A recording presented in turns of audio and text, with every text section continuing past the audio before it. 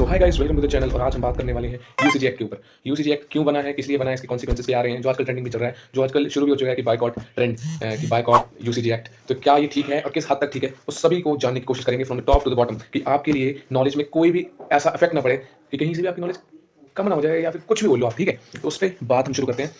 Then let's go. हाँ, तो बात करेंगे कि यूजीसी एक्ट है क्या, कब आया था। तो यूजीसी एक्ट जो था ना, वो 1956 में आया था और ये रेफर करता है यूनिवर्सिटी ग्रांट कमीशन को। और इसका मेन जॉब जो होता है ना, वो स्टैंडर्ड्स को बनाना है, एजुकेशन स्टैंडर्ड्स को बनाना है क्रॉस इंडिया, और असिस्ट करता है पब्लिक इंस्टीट्यूशंस को। और ये भी इंश्योर करता है कि हाँ, इक्वालिटी है भी कि नहीं इंस्टीट्यूट्स के अंदर इंडिया, अक्रॉस इंडिया। हम बात करेंगे कि यूजीसी बिल जो 2026 में आया है, जिसके ऊपर ये सारी कंट्रोवर्सी चल रही है, उसके बारे में। तो ये इंट्रोड्यूस हुआ है रेगुलेशंस लेके आने के लिए कास्ट डिस्क्रिमिनेशन के अगेंस्ट, मतलब कि कास्ट डिस्क्रिमिनेशन को एलिमिनेट करने के लिए रेगुलेशन लाए गए हैं इसके अंदर। सही बात है, बिल्कुल सही बात है। ठीक है, इस रेगुलेशन ने ना क्लियरली डिफाइन किया कि कोई भी कास्ट डिस्क्रिमिनेशन जो हो रही है ना, जो इंक्लूड करती है किसी भी टाइप का बाइसनेस या unfairness treatment with person of related to SC ST और OBC. Only SC ST OBC, यहाँ पे इंक्लूजन नहीं है उस डिस्क्रिमिनेशन का जो जनरल कास्ट के अगेंस्ट हो रही है। ठीक है, अब ठीक लग रहा है? नहीं, ये बिल्कुल गलत है। क्योंकि देखो यार, जनरल कास्ट के लिए यहाँ पे कोई डिस्क्रिमिनेशन का वो नहीं है। मतलब इसका मतलब क्या हुआ कि जनरल कास्ट जो है वो विक्टिम नहीं बन सकता है। हाँ, तो वो डिस्क्रिमिनेशन जो सिर्फ हो रही है एससी एसटी या फिर ओबीसी के अगेंस्ट, तो वो जो है ना, डायरेक्ट भी हो सकती है, इनडायरेक्ट भी हो सकती है। वो बेस्ड ऑन रेशियल डिस्क्रिमिनेशन भी हो सकती है, बेस्ड ऑन जेंडर भी हो सकती है, प्लेस ऑफ बिजनेस पे भी, प्लेस ऑफ बिजनेस नहीं, प्लेस ऑफ बर्थ पे भी हो सकती है, और डिसेबिलिटी पे भी हो सकती है। हाँ, तो एक और चीज़ थी जो रिकॉर्ड ही नहीं हुई है, तो एक और बार करना पड़ेगा। तो ये था कि हर इंस्टीट्यूट जो है ना, उसके अंदर एक इक्वल अपॉर्चुनिटी सेंटर को मैंडेटरी कर दिया है, उसको एस्टैब्लिश करना ही पड़ेगा हर इंस्टीट्यूट के अंदर, जो प्रमोट करेगा इक्वालिटी और हैंडल करेगा उन कंप्लेंट्स को जो रिलेटेड है डिस्क्रिमिनेशन के। सब इंस्टीट्यूशंस के अंदर ना इक्विटी कमेटी बनेगी, जिसके अंदर जो है ना, वो कंपलसरी रिप्रेजेंटेटिव होंगे एसटी एससी और ओबीसी के। पर यहाँ पर जनरल कास्ट के, जनरल कैटेगरी के जो रिप्रेजेंटेटिव कंपलसरी नहीं किए गए। मतलब हो भी सकता है, नहीं भी हो सकता, बट इसको कंपलसरी भी रखने की इतनी भी कोशिश नहीं करी गई है। जब भी डिस्क्रिमिनेशन का केस आएगा या फिर जब भी एग्रीव्ड पर्सन जो है कंप्लेंट करेगा कि डिस्क्रिमिनेशन हुई है मेरे साथ, तो जो इक्विटी कमेटी है ना, उसको 24 आवर्स के अंदर एप्रोप्रिएट एक्शन लेना पड़ेगा। और यहाँ पे कोई भी प्रोविजन या फिर कोई भी स्टेटमेंट ये नहीं बताती है कि पहले वो फॉल्स स्टेटमेंट निकली तो उस पार्टी के साथ या उस पर्सन के साथ में क्या होगा, क्या पेनल्टी लगेगी, क्या एक्शन लिए जाएंगे।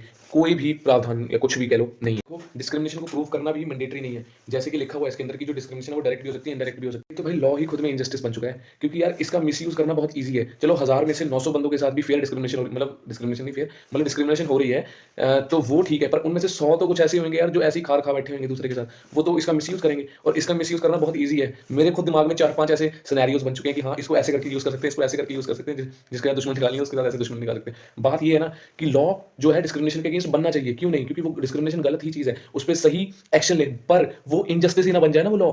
यही तो है, ये तो इनजस्टिस ही बन गया। ये तो जनरल कास्ट के साथ में कोई भी खार खाया होगा, क्योंकि इतने तो लोग हैं हेटर्स जनरल कास्ट के या किसी भी कास्ट के, इतनी तो इनमें अनबन है, तो वो कैसे चलेगा? ये तो मिस यूज करने के लिए बना है। तो इन स्टेटमेंट्स के अंदर हमें ये नहीं कहीं देखा कि जनरल कास्ट के साथ भी डिस्क्रिमिनेशन होती है, मतलब जनरल कैटेगरी के भी लोगों के साथ डिस्क्रिमिनेशन हो सकती है। क्यों नहीं हो सकती भाई जनरल कैटेगरी के साथ डिस्क्रिमिनेशन? पहले इतने लोग खार खाते हैं एक दूसरों से, जनरल कास्ट वाला लोअर कास्ट, अपर कास्ट वाले लोअर कास्ट के साथ नहीं बैठना, लोअर कास्ट वाले इनसे खार खाते हैं कि ये इन्होंने हमारे को पहले से प्रताड़ित किया है। तो यार वो भी तो एक तरफ की, एक तरीके की डिस्क्रिमिनेशन ही कर रहे हैं ऊपर वालों के साथ। तो जनरल कैटेगरी के साथ भी तो हो सकती है डिस्क्रिमिनेशन। एक जगह अपर कास्ट की जो पॉपुलेशन है वो थोड़ी कम है एक यूनिवर्सिटी में, और लोअर कास्ट की थोड़ी ज्यादा है, तो वो किसी भी तरीके से डायरेक्टली और इनडायरेक्टली उसके साथ, उनके साथ डिस्क्रिमिनेशन कर ही सकते हैं ना। ये तो बिल्कुल ही गलत हो गया कि आप मान ही नहीं रहे कि जनरल कैटेगरी के बंदे के साथ में डिस्क्रिमिनेशन हो ही नहीं सकती। क्यों नहीं हो सकती? हो सकती है भाई, बहुत तरीकों के तरीकों की बातें होती हैं जनरल कैटेगरी के साथ में भी, बहुत बहुत बातें। कोई भी स्टीरियोटाइप्स लगा देगा बनिए के साथ, ये वो आजकल तो चल भी रहा है ब्राह्मण बनियावाद, हाय हाय ये वो, बंद करो ब्राह्मण, भारत छोड़ो, ये चल ही रहा है। ये कहाँ की चलते कोई इक्वालिटी होगी? ये भी तो डिस्क्रिमिनेशन का पार्टी है। इससे कौन सा अपर कास्ट खुश हो जा रहा है? इससे कौन सा बहुत पंगड़े पा रहा है यहाँ पे, है ना? इन स्टेटमेंट से तो यही पता लग रहा है कि यार जनरल कास्ट जो है ना, विक्टिम ही नहीं बन सकता इसके अंदर। इसके अंदर जनरल कास्ट को ऐसा मान लिया हुआ है कि यार जनरल कास्ट वाला जो है ना, वो तो बिल्कुल गुंडा है, उसको तो भाई वो तो विक्टिम बन ही नहीं सकता है। वही है जो एसटी ओबीसी, मैंने माना होता है, बहुत होता है उनके साथ में, बट फेयर होना तो जरूरी था ना यार। जनरल कैटेगरी वाले के साथ भी तो हो सकता है यार। देखो, एक कोई इंट्रोवर्ट बंदा है यार, सॉरी सॉरी इंट्रोवर्ट बंदा है कोई, है ना, वो अपनी मेस में जाकर के रोटी खा रहा है, ठीक है, वो इंट्रोवर्ट है तो थोड़ा दूर होकर खा रहा है। वहाँ पे एससी एसटी वाले ने बोल दिया कि हमारे साथ बैठ के रोटी नहीं खा रहा है क्योंकि हम छोटी जात के हैं, और वहाँ जाके लगा दिया इसने यूजीसी एक्ट। तो यार वो तो बंदा पिस जाएगा इसके अंदर, क्योंकि डिस्क्रिमिनेशन तो वो बता देंगे कि डायरेक्ट है कि इनडायरेक्ट, तो दोनों चलेगा। तो जैसे इसके अंदर बताया ना, एक्शन जो 24 आवर्स के अंदर लेना पड़ेगा, और पहले प्रूफ नहीं हो रहा 24 आवर्स के अंदर, तो जो डिस्क्रिमिनेशन का जो भी कंप्लेंट हुई है ना, उसी को ट्रू मान लिया जाएगा, ठीक है। और इसका जो बर्डन है ना, बर्डन ऑफ प्रूफ, वो भी उस बंदे पे जिसके ऊपर कंप्लेंट हो रही है। मतलब 24 आवर्स में वो अपने आप को प्रूफ नहीं कर पाता ना कि उसने कोई डिस्क्रिमिनेशन नहीं की, तो मतलब मान लो कि भाई उसने की थी डिस्क्रिमिनेशन, और चलो चक के मारो उसको जेल में।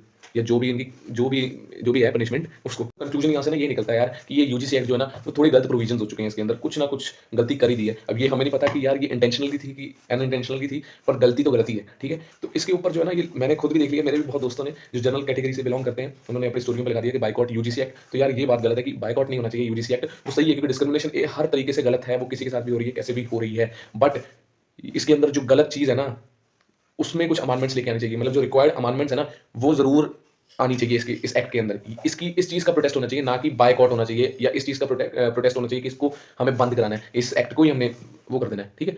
इसका नहीं होना चाहिए। हाँ, that is it for video. यहीं तक थी वीडियो। हर चीज़ हमने पक्का पता की, हर चीज़ का हमने स्क्रीनशॉट भी लगाया हुआ है वीडियो के साथ में, हर चीज़ ऊपर से नीचे तक टॉप टू बॉटम हमने समझ ली, और यही था। और बस that is for your rational thinking and thank you very much. Like करो, करना है तो सब्सक्राइब करो, करना है तो ओके बाय।